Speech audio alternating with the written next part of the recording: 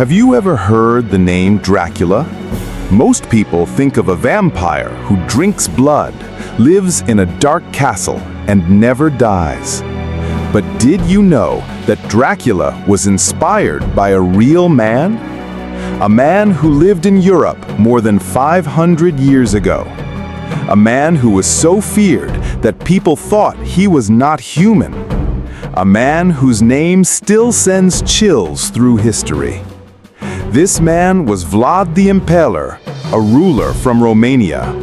Some called him a hero, others called him a monster, and his story became one of the most famous legends in the world.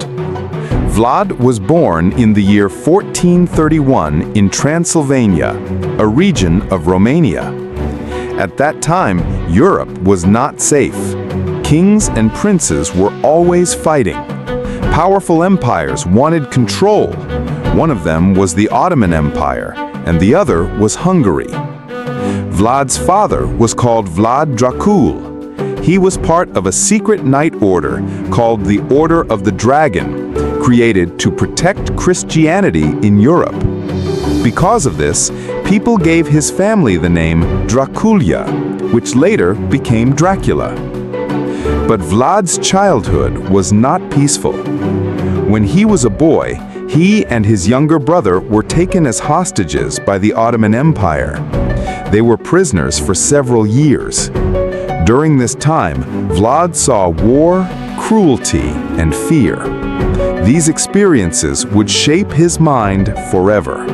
After his father was killed in a political conflict, young Vlad fought to take back his throne.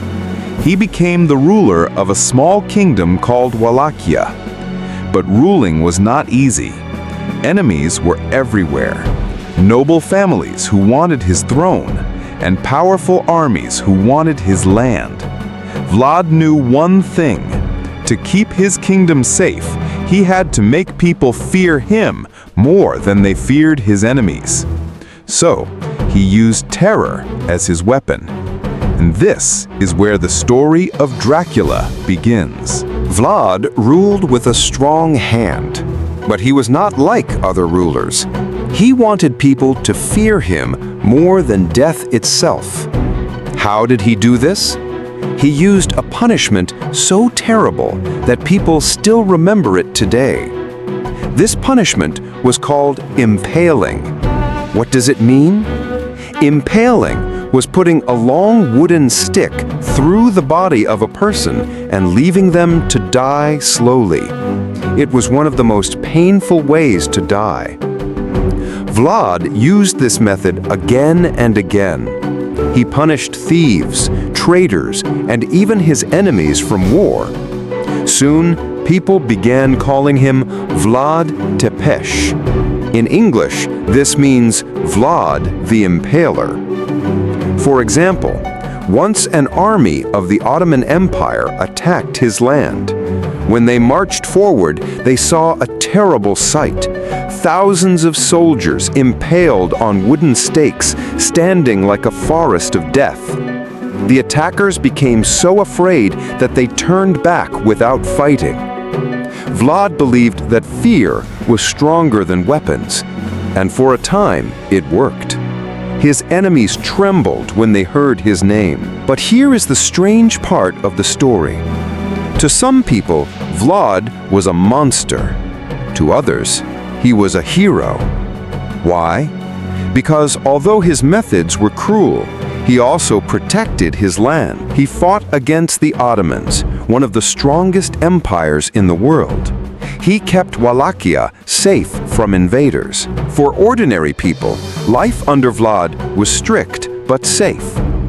It is said that during his rule, a golden cup was left in the center of the capital city. Anyone could drink water from it, but no one dared to steal it. People were too afraid of Vlad's punishment.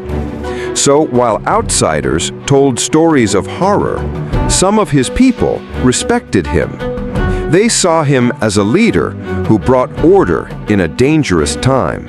After Vlad's death, stories about him spread across Europe. Travelers told tales of his cruelty. Writers described him as a man who drank the blood of his victims. Over the years, fact and fiction mixed together. People began to believe that Vlad was not just cruel, but also supernatural. In the 1800s, an Irish writer named Bram Stoker took inspiration from these old stories. He wrote a novel called Dracula. In this book, Count Dracula was not a human king. He was a vampire who lived in a dark castle in Transylvania, drank human blood, and never died. The book became world famous. It created the vampire legend we all know today, and it made Vlad the Impaler live forever in history, not as a man, but as a monster of the night.